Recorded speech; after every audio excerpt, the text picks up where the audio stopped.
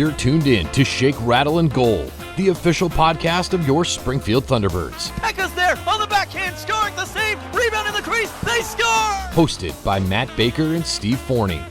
A show that's everything Springfield hockey, with interviews including players, coaches, and staff. The Springfield Indians repeat as the Calder Cup champions. Listen to this podcast on all major streaming platforms and wherever you download podcasts. In his first year at the helm, Kevin McDonald and Drew Bannister have the teamers in the Calder Cup Finals. Watch the podcast on the official Shake, Rattle, and Goal YouTube page at SRG Podcast. And now, here are your hosts, Matt Baker and Steve Forney.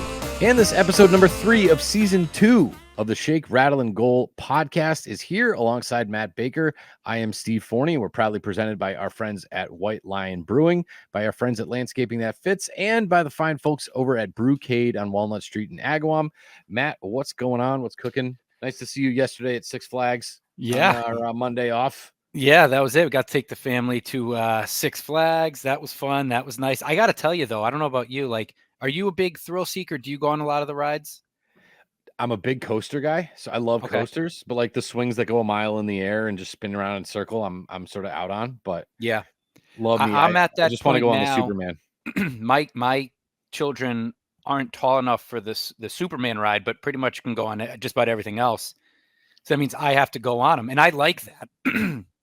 I like the rides, but man, my body does not recover the way it used to, you know, like I got home yesterday around 6:30 or whatever it was. And I told Jill, I just got to sit on the couch for a minute and like feel the ground not moving. Like it's weird how I find it goes, man. Yeah, Oof. I find that the smaller ones, when I got to cram into these tiny roller coasters with my 4-year-old, bang, bang, bouncing off. I'm like, oh man. The big ones, at least they strap you in and you can. Yeah.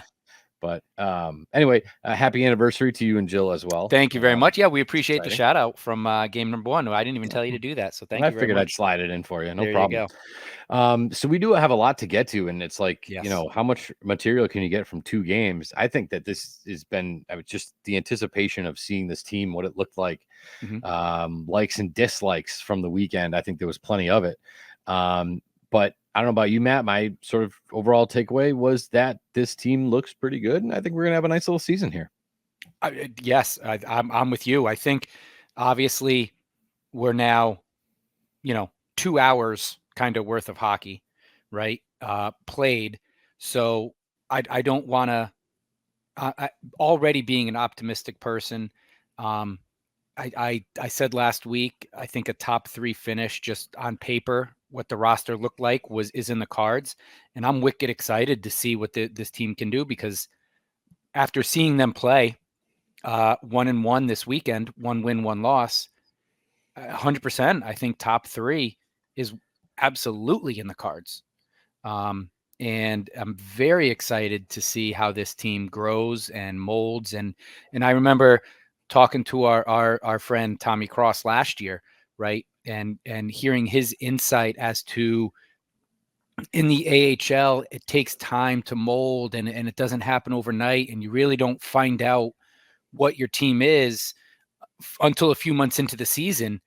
I'm like, all right, this is a pretty good baseline if this is where we're at now.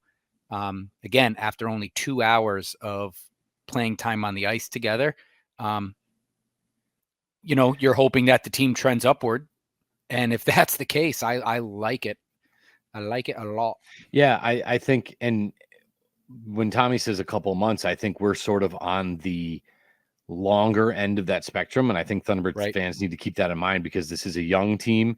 This is also a very foreign team. And I mean that as in like a lot of these guys that are coming over from playing in Europe, different play style, smaller ice, right? We've gone over all that. So yeah, I think the time for them to sort of get it all together and figure it all out, I think might take a little bit longer than it might others. But if you can split weekends, or you can take 2 out of 3 in a weekend, or you can go on the road and steal some games between now and Thanksgiving, I think it's really going to add up, when it comes to the spring. So, I again, the nice thing about this is that I'm I'm naturally pessimistic.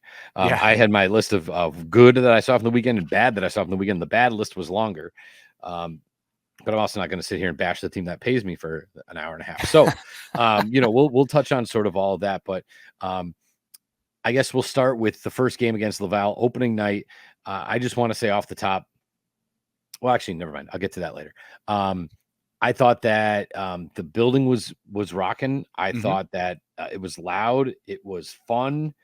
And I thought the boys fed off that energy a little bit for 3 straight periods. I agree. I think, fans, well done. Another sellout crowd. So tip of the hat to the front office staff. A lot of tickets sold, and people showed up, and you were loud from the get-go. T-Birds faced a 1-0 goal deficit in that second period, and there was no moaning, groaning. It wasn't quiet. It was, let's go T-Birds, let's go T-Birds. And that was one of my things I wanted to highlight. I thought, albeit there was an odd man rush, the 3 shifts right after that goal was scored, I thought was some of the best hockey that the team played.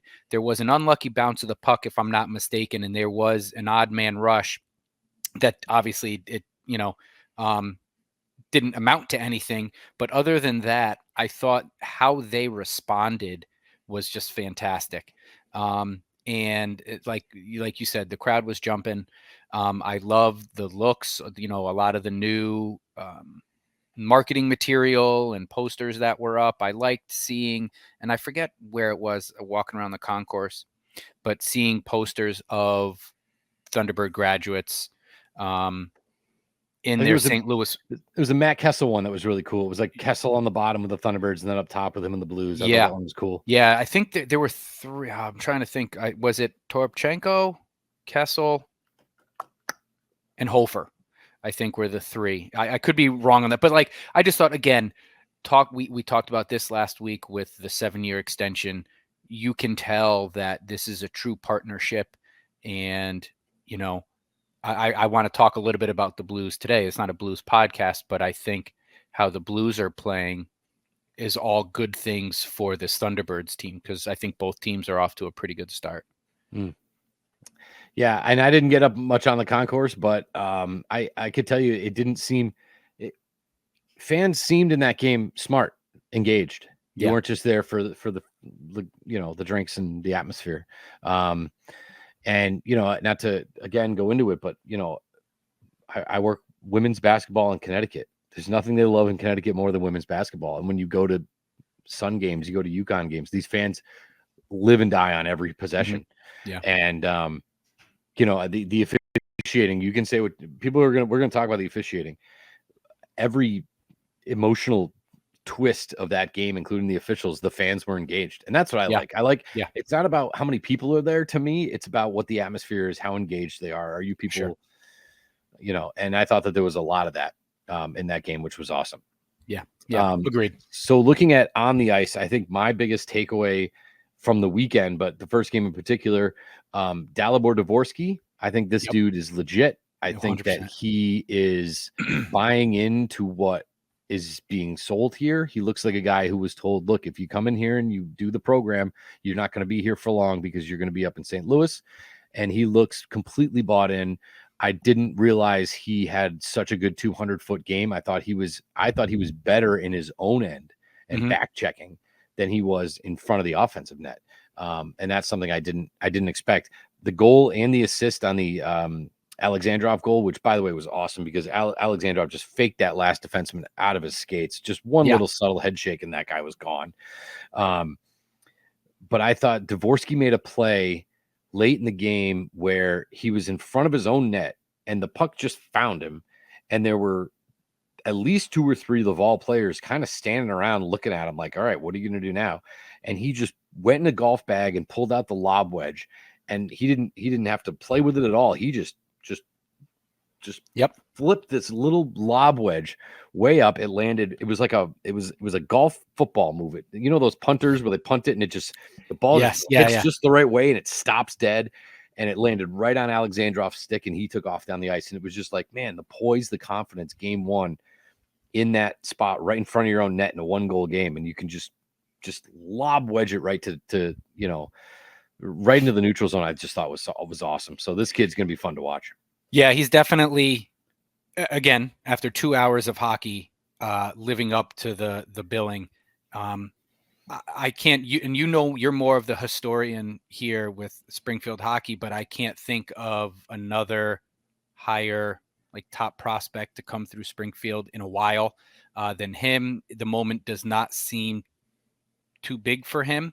And I agree with you. I think his ability to back check, his ability to play both sides of the ice was a bit surprising. He's not looking to goal hang or anything like that. And he's going to get after it. And that kind of, I would think, like they say, there are some leaders lead on the ice, and you by default have to pick your game up to follow suit. And on line one, game one, starting center, I think he did that. And I think who it helped is a guy like Alexandrov. I think McEachran is that leader vocally and with his play on the ice. He does that, so you're going to follow him. But there were a few times, one in particular, in the second period, where it was before Dvorsky's goal. He was kind of in a little bit of a, after the whistle scrum there in front of the net, and it looked like Laval was looking to just intimidate this teenage kid. They had two big skaters kind of skating up to him, and it was Alexandrov coming in the way, shoving back. And I know we didn't see a lot of him last year in Springfield, but I don't remember that really being part of his game. He would just kind of be the one, a bit of a peacemaker in those kind of moments. So I think his type, Dvorsky's play, is going to be contagious. And man, he was electric to watch. And I don't know how long he'll be down here, but again, St. Louis is off to a good start. And would you rather we talked to Ryan about this in the summer. Do you want him playing every night, top line minutes in Springfield, or do you want him sitting on the ninth floor?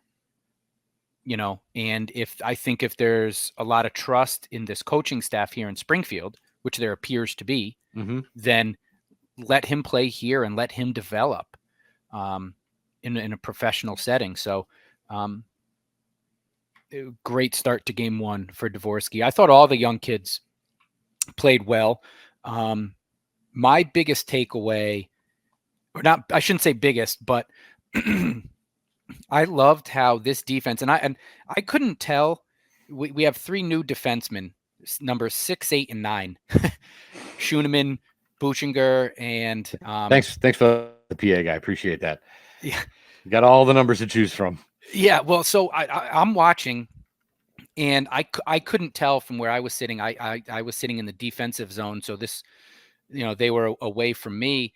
I think it was Buchinger, but he was like intentionally, and all of the defenders are doing this, so they're intentionally engaging in the offense, and they're cycling the puck down and waiting for those slashers to crash to the net. And I loved seeing that and getting engaged in the play. And so for me, that was my biggest takeaway. I feel like, we got accustomed last year to just seeing the defense have to work so hard in their own defensive zone that by the time, if we did get the puck up into the offensive zone, they weren't engaging in the play offensively. They were kind of just there to hold the blue line. And it was nice to see intentional cycling of the puck, intentional rotation of players, intentional slashing to the goal. And, at just about every offensive set, you at least saw an attempted pass to get that puck into the middle. And so I thought the puck movement was fantastic. I think we'll talk a little bit about power plays shortly, but a lot of good signs of looking like this team. It might not click right away, and it might take a little while for the consistency to get there, but they're intentional with what they're trying to do with the puck. And being proactive in their play rather than just reacting and chasing the puck and chasing players around. So I mean, what I think is so cool about that is that you have those three guys, Schoenemann, Johannesson, and Bushinger, that are able to step up into the play. And that allows three guys who aren't necessarily, Tucker, Harrington, Skinner. These guys are kind of the opposite play style. So now you're not asking, like, I think Hunter Skinner was asked to play a little over his skis last year because they were lacking so much getting offense from the defense. I think at his core, he's closer to Tyler Tucker than he is Scott Perunovich. Sure. Right. Yeah, So so it allows those three guys to kind of play their own game, and you can let, Schoenemann, Johannesson, and Bushinger kind of, get out there and go ahead, join the rush, make a play. I mean, and that we credit the forwards on that too, because there was one time, I think Sunday, where Bushinger he kind of went too far. I mean, he made a rush towards goal. There wasn't really a lot there. He kind of took a chance on it, got caught behind the net, and they were going the other way. And you look back, and there's Drew Callen, in position, ready to take on a defender. You know what I mean? So like as the forwards too, you have to be aware of what's going on with your defensemen. And I think the communication amongst them was really good.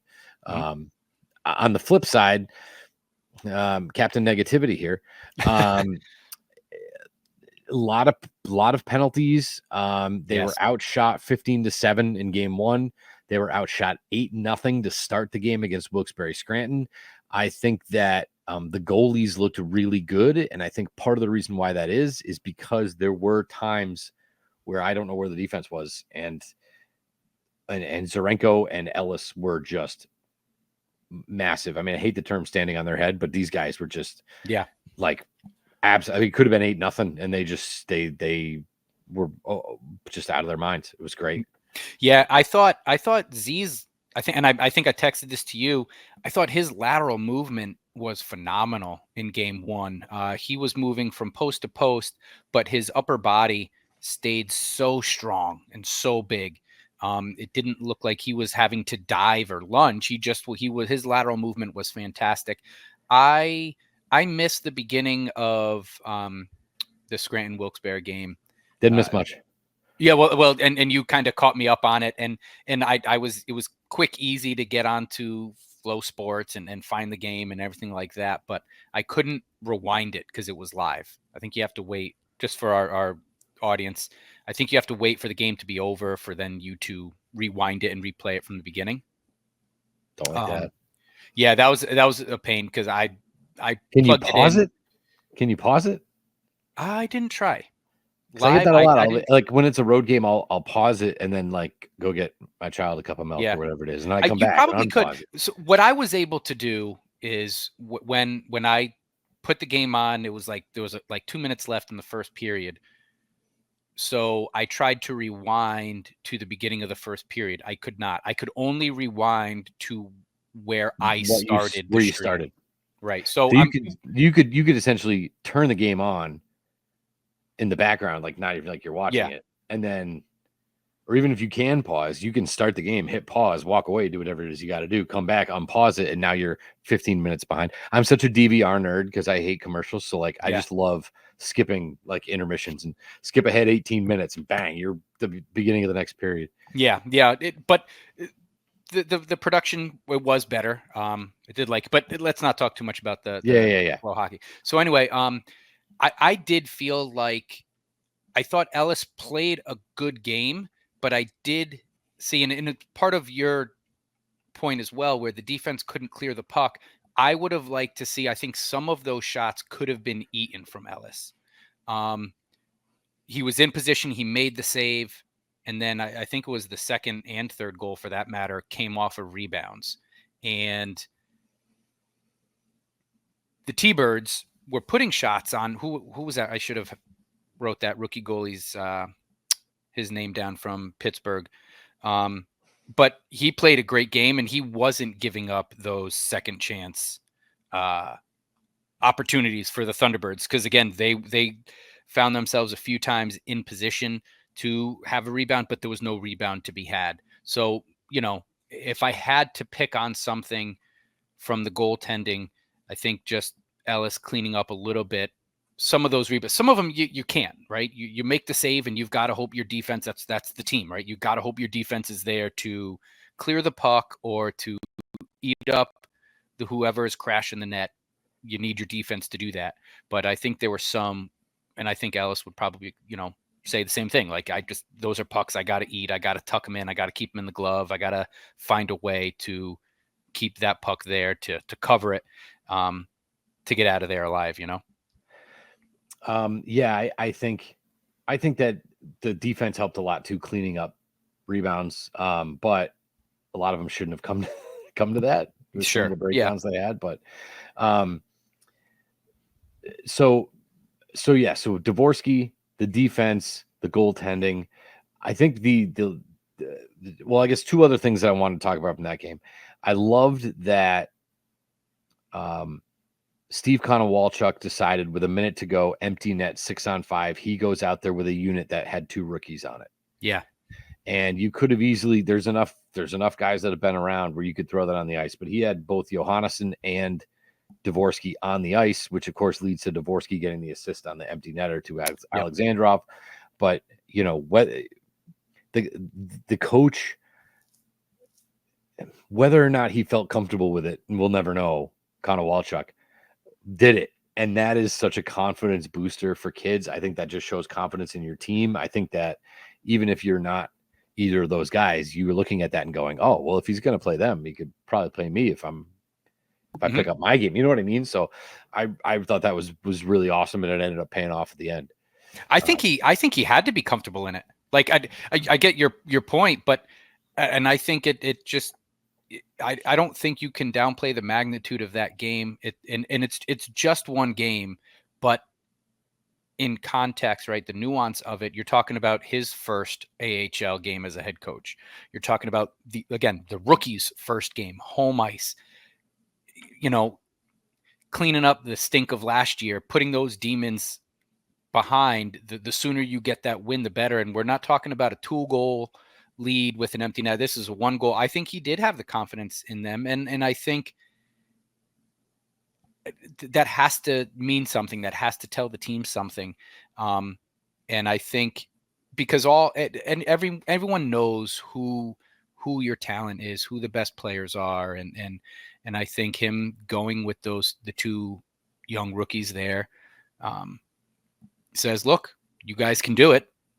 Let's go do it. Right. Play your game. And I've got faith in you. Let's go seal the deal. And they did. So that I'm with you though. That I think that tells a lot, shows a lot. The only other thing we have on here is two things. You wrote down the t-shirt cannon broke the air vent. I missed that one. And Jake, your son, saying they're playing like they know what to do this year. That was one of my. So I don't know if anybody else. A heads up, if they keep this t-shirt cannon out and to come out during intermissions, keep your head on a swivel, folks, because that thing was firing. Is that the one that spins? Yes, the one on the fire truck. Yeah. And there were a few times where, so we were sitting over in section 3, and obviously, like, it stops when it gets past the safety net behind the goals. So right around like section 5, 6, maybe it was like 7 or 8. It's just ripping them. And there were a few times, me and the guy sitting next to me, we had to do like, oh, did you see that? Because it literally, like, it just came firing out, and people were like, hands up, like they're wide receivers. But I didn't see it happen. But I guess over in section 17, it must have hit one of the air vents up there, because what we tried to do with about 6 minutes left in the game Saturday night, we wanted to try to beat the rush. So we wanted to move our seats. And I noticed, well, there was like 3 empty rows over in 17. So I'm like, Joe, why don't we just move over there and get out? And so we go to sit there, and then Mass Mutual staff, and I see Nate's over there along with other T-Bird front office staff. And so we sit down in the seats and then we're told, hey, you can't sit here. It's a safety hazard. We have a hanging air vent right above you. And I look up and sure enough, there it was. There were safety cables there. But yeah, so that the cannon took out the air vent. So keep your head in a swivel. And then, I'm glad you brought that up, because so as we're playing, and this was at some point, I believe in the third period, my youngest son, Jake, he looks at me and he's like, man, they're playing like they know what to do this year. And just an innocent, honest observation from a soon-to-be 9-year-old. And I was like, you know what, bud? Yes, they do. So all good things. I do want to hold anything back. Yeah, I do. And you brought it up, but I want to talk a little bit more about this. Some of the bad, their special teams, where I think their PK played great, but early in that game Saturday, Tyler Tucker takes a tough tripping call. I think it was holding. Who was the holding the stick one on? Somebody got a holding the stick penalty. Yeah, and so I'd like, obviously, right, we want to see that cleaned up a little bit.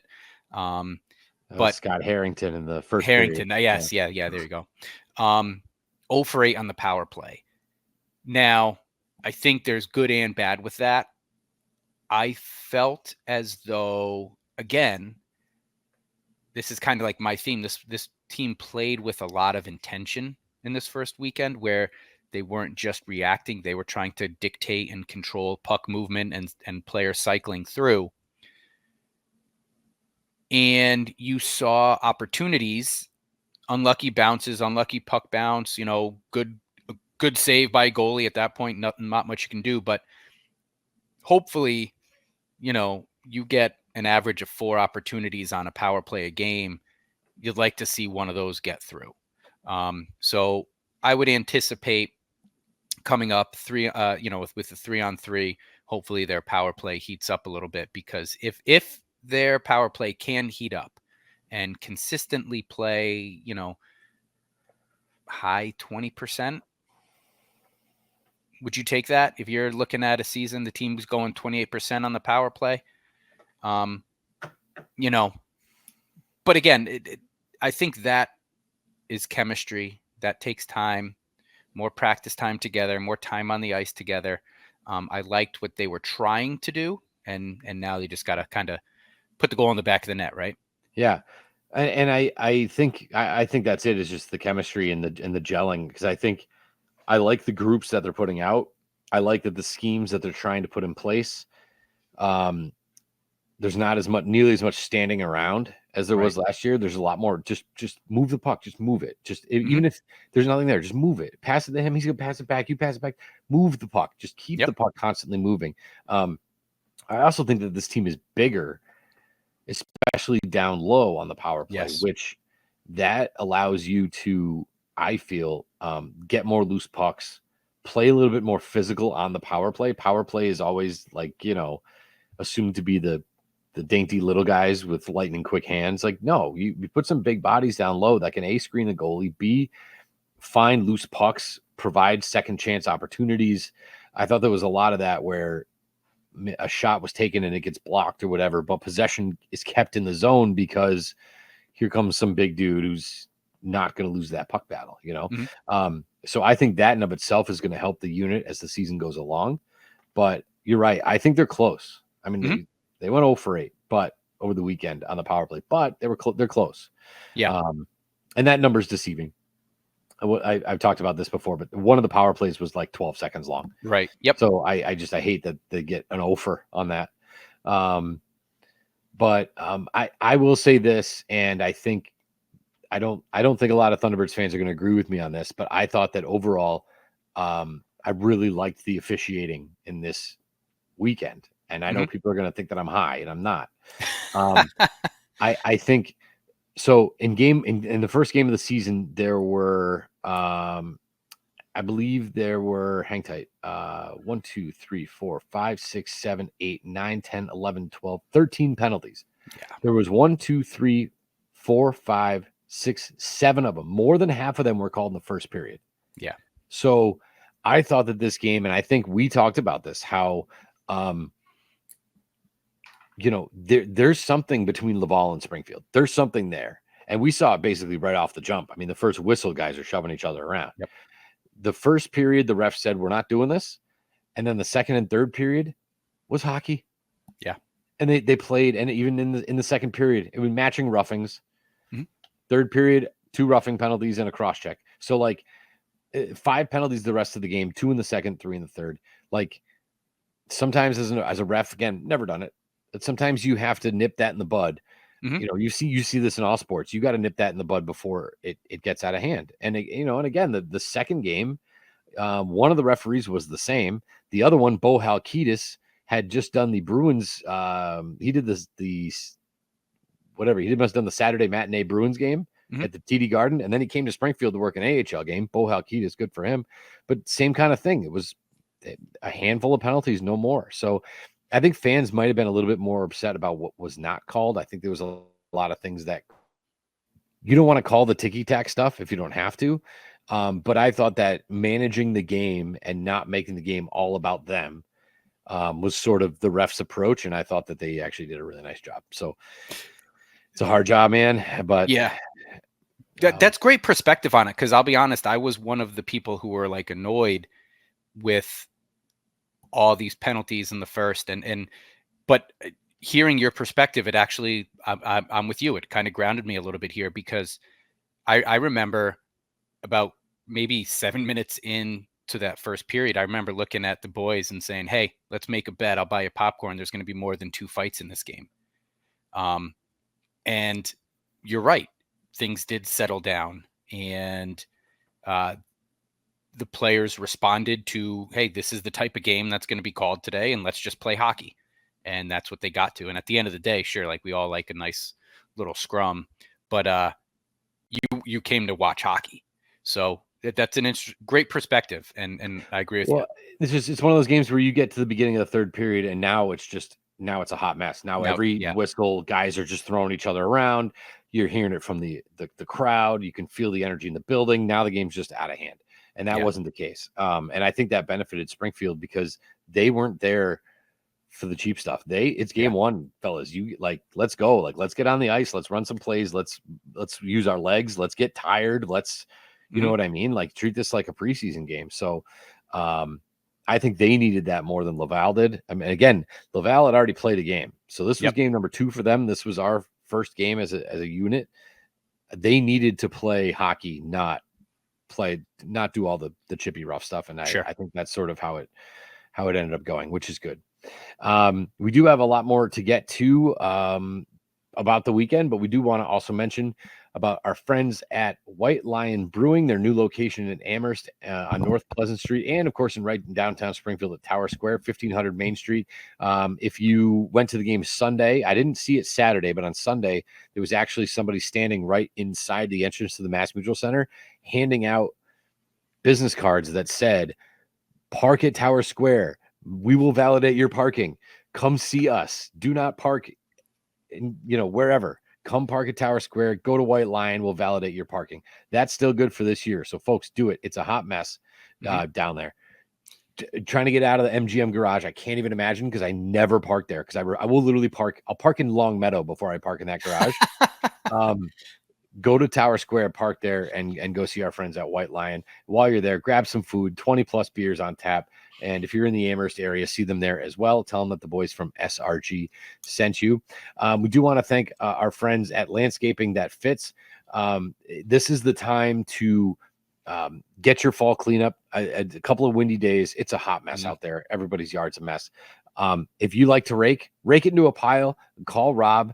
He will come and just pick up your pile and move it. So those stupid plastic paper Home Depot bags you got to fill up, don't bother wasting your time. Just call Rob. He's going to come over, pick it all up, drag it out of there for you. A huge benefit. And if you don't want to rake, that's fine too. He'll come with his blower and he'll do it all himself as well. Either way, give him a call.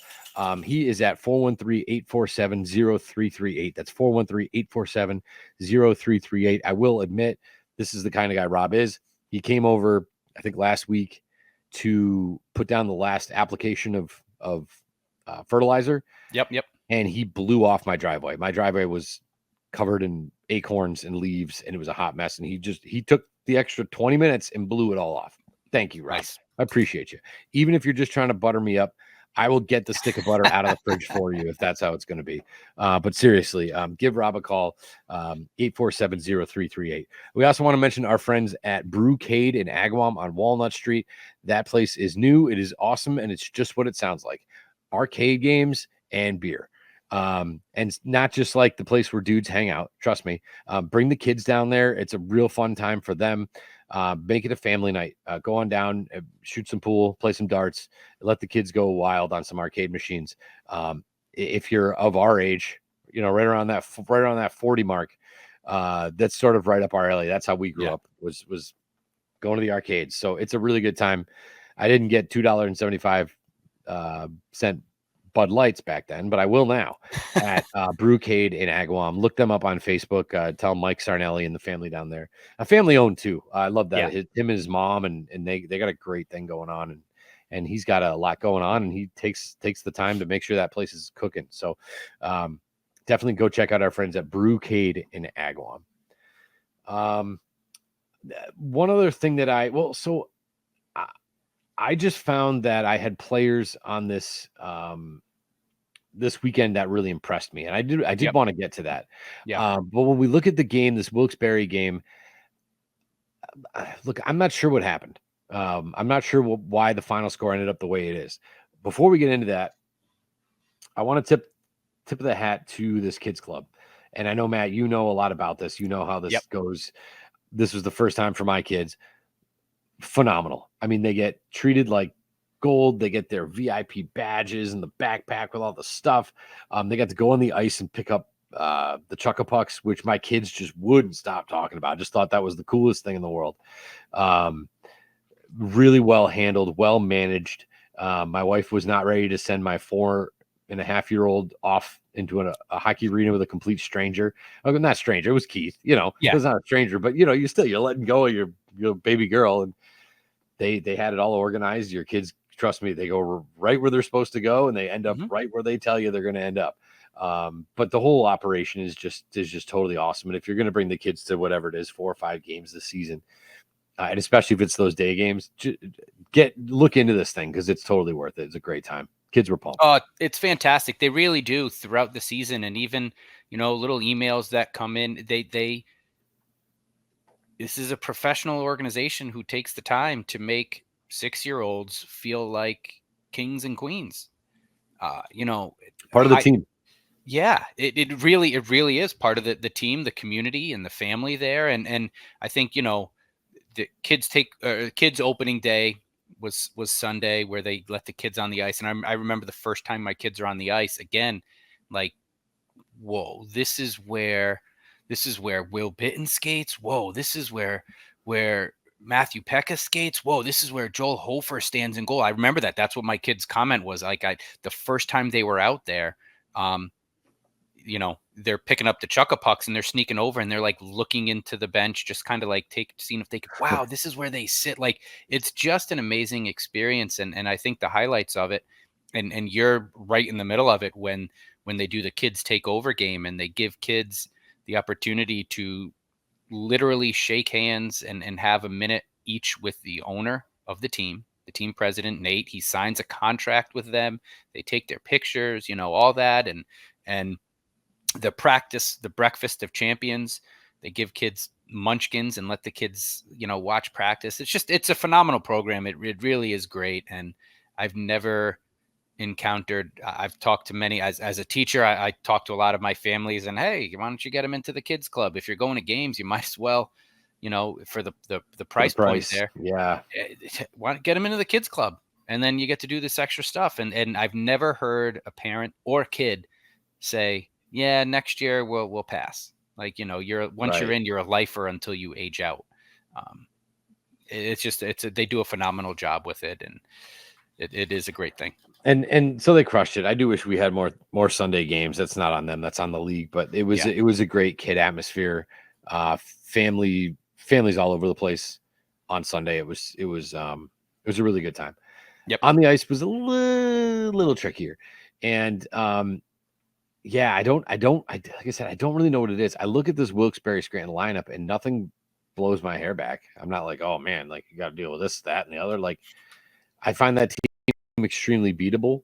But I don't know, maybe you chalk it up to the same thing of new players from Europe, new players from juniors, new players from here, new players from there. Maybe they're not really used to the back-to-backs, which guess what, guys? Sorry, you're going to have to. Got a 3-3 coming up. Right. So, like, I didn't see that attitude from Alexandrov, McEachern, McGing, Skinner. You know what I mean? I didn't see it from them. I felt like some of the other newer guys were the ones that were sort of, had 60% in the gas tank rather than the 85, 90 they had the night before. Do you know what I mean? So, yeah. Maybe that was just a part of it too, but I don't know. Wilkes-Barre's got a lot of new names too, so I don't know. I think it's fair to the consistency. I think even in a 4-0 loss, I saw opportunities, I saw plays, I saw, like I said, we saw the puck being cycled, we saw the players rotating through.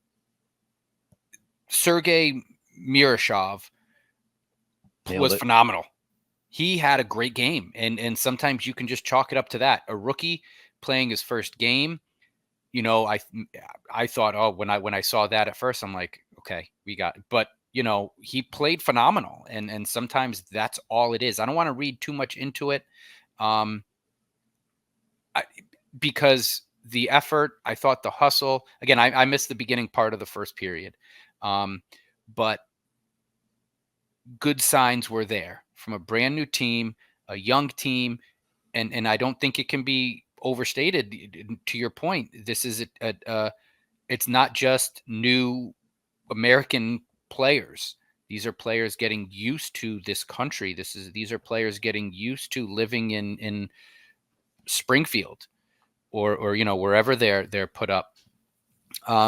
So I would expect high quality play, a bit inconsistent sometimes with the results. And I really just think that's what Sunday afternoon was. We saw good play. Of course, there are things they could have done better defensively, clearing the puck a little bit, but there weren't I didn't see any glaring bonehead plays or lack of hustle or lack of attempt. I still felt, even down 3-1, when they had the puck, they were doing what they were trying to do. They were intentional with their puck movement. They were intentional with how they were rotating through, cycling through, and got a few unlucky bounces with the puck and a few great saves by Miroshov. And again, he would eat the puck. So there were a few times, and I don't remember who it was, but you see a puck kind of being shot from around the circle, and you've got players crashing right there, but there's no rebound to be had. And so, we talked about this sometimes where it's like, just put the puck on net. Just put the puck on net. Let it bounce off. And then it's that second shot. That's the one that goes in. And if those opportunities aren't there, again, you're still doing what you're trying to do. Just the result wasn't there. So I would not be surprised if this is how the beginning part of this season unfolds, with good quality play, but a bit inconsistent in the results. And then hopefully they'll hit their stride and get a heater in the middle of the season, which is, that's what you want. Getting that's hot. The hope. Yeah. So, I mean, I just tip of the hat to the Miroshov, Sergei Miroshov. Not only are you a rookie, not only did you have to travel, I thought the Wilkes-Barre travel, that's why I thought we had it in the bag, because they played the night before. They lost 7-6, I think, or 8-7. It's a wild game. 7-6, yeah. And then they had to travel across 3 states to get to Springfield to play an afternoon game. Who decided that was the schedule? You know what I mean? So it's not like they were coming from Hartford. So I thought that was weird. So you had that going against you, and then you're ready for your first game, as Miroshov is, and the Thunderbirds go cold, and they're, I don't even think they got a shot off till there was maybe 9-8 minutes left in the first period. And they started the game outshot 8-0. And then I think they got a power play. So you're this goalie, you haven't seen a shot in 11 minutes, and now they're coming at you with a power play. Shots ended up that period at 12-12. So they were down 8-0, and they somehow got it even at 12-12. So this kid saw some action after being cold. Yeah. That's impressive. I mean, Dominic Hasek said he would love to get 60 shots a game because it keeps him going. You know what I mean? Yeah. And a lot of goalies are like that. So yeah, I think you're right. Tip of the hat to that guy. Again, it's not like it was a 7-6 run and gun. It's 3-1. You couldn't beat him. Not much you can do. Yeah. And we'll get him next time because we will see a lot of that team. If you're Wilkes-Barre, you got to be pumped because you, again, despite all those factors, came into Springfield and stole one. Yeah.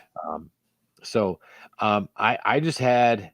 Are you good with that game? You got any other takeaways? Yeah, no, that's my takeaway. I thought they played okay. Yeah.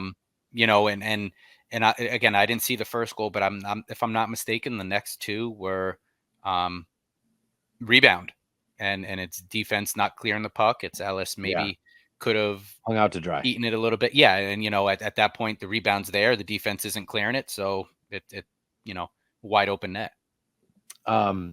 So I had two players that I wrote down that sort of really impressed me this weekend. And, again, I'm not picking the obvious of Dvorsky. McEachern had a great weekend.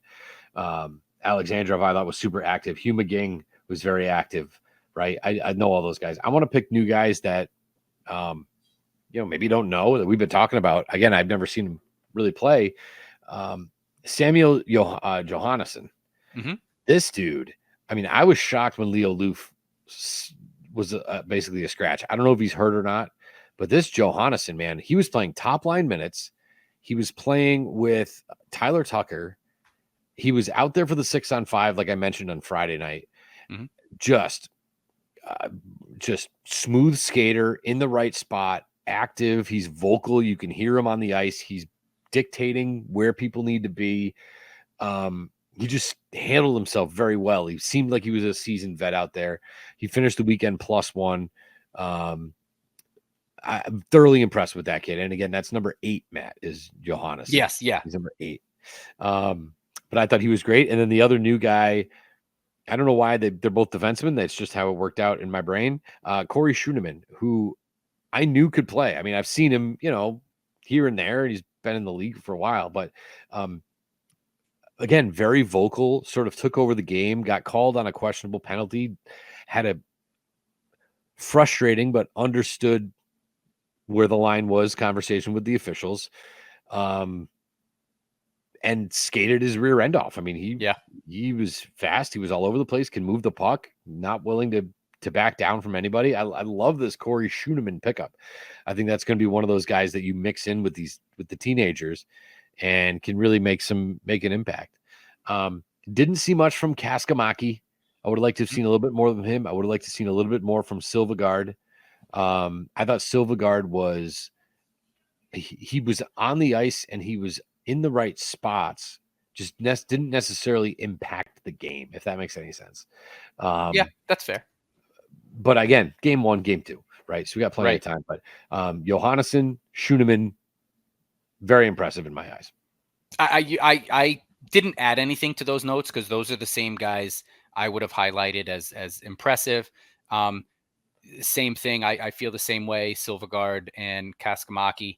I think that's just our expectations of these guys. Is it the Bolduc and Dean of last year, kind of waiting for these guys to get hot? I'm not, but I did think Silvegaard a few times, again, talking about, being intentional with the puck, it made the right pass to the slasher going to the net a few times. I think on Saturday night's game, one time puck bounced right over the stick. Another time the defenseman just got his stick there. One time, great save by a goalie. So I think Silvegaard is hopefully right this weekend. You got 3 opportunities. He's around it, right? He's around it. So, but I think for Kaskamaki, again, he's getting his feet wet, new country, could take a little bit of time. But I did not feel like they were liabilities out there at all. No. Not at all. But I think the results will come. I think I'm glad you said that because I think that's something Thunderbirds fans need to keep in mind. There's not 2 games. I get it. Yep. There's not a player that I'm like, oh God, they got to get this guy off the ice. Right. Like, what is he doing? Like this guy can't see any more ice time. Put him on the bench. Like I didn't get that feeling really about any of them. Nope. They all played like they belonged. They all played like they, they earned their spot to be there, and then they didn't seem to take it for granted or anything like that. They all, I'm with you. Nobody felt like a liability of, limit this ice time. Right. Yeah. All right. So you want to go over sort of the look ahead, the schedule upcoming, what we got coming up here? Because so we have our favorite kind of weird weekend. Yeah, and our favorite thing, the 3-3, right? Friday night, they are traveling to Hartford for Hartford's home opener. Right now, the Wolfpack are sitting at 0-1. They had a shootout loss to the Phantoms Saturday night. So I don't know. Like, obviously we talked about this with Springfield home opener. You're going to have to match their intensity. If I'm looking to break down this game, I think what I'm highlighting is, okay, both Saturday and Sunday, we got off to a little bit of a slower start. Penalties, being outshot. You can't fall behind this Hartford Wolfpack team in their home opener early. So I think you gotta come out the gate hot, right? You have to match their energy. You have to match their intensity. There's a little bit going to be a longer pregame than you're used to, than what's normal. But you're going to have to match that intensity right off the bat. And we know Hartford, they've got their solid goaltending, Garand and Domingue. So I would anticipate your typical Springfield Hartford battle, similar over the last 2 years. They definitely have a lot more AHL experience than Springfield, but yep. That gets you so far. Eventually, you got to step in and you got to play 60 minutes of hockey. So you got to play, and I believe there's something to like, you don't know what you don't know, and if you don't know, if you are some of these young guys for Springfield, you have no history with Hartford. Just go out there and that's it. So I think it's a winnable game. It's a game that, again, I think how you get off, what type of start you get off to, I think can carry you throughout. And so, I don't know. It's going to be physical. It's going to be intense. It's going to be high energy. It's going to be a big, loud crowd there in the Hartford Civic Center. Hopefully we bring some cowbells for us. But it'll be a tough one. Saturday, we are back in the Thunderdome against Providence. This is Todd. Is it? How do you say his last name? Angeli. Todd Angeli. Yeah. Todd Angeli night. He's singing the national anthem as well as celebrity bartending. Yeah. So for anyone who's not aware, but this guy, when Rene Rancor retired from Boston, he was a bartender up on the 9th floor, the 7th floor, whatever it was, at TD Garden. He tried out, crushed it. And so the rest is history, right? The rest is history. So it's kind of cool that he's going to be bartending and singing. Obviously, when I was with the Bruins for a year, it was a year of announcing his name and seeing him. He came and did a game for the Sun this year, so I was able to talk to him a little bit, catch up. And so it'll be cool. It'll be cool to see him in the third different arena that I've worked in. The guy's just awesome. He's super nice.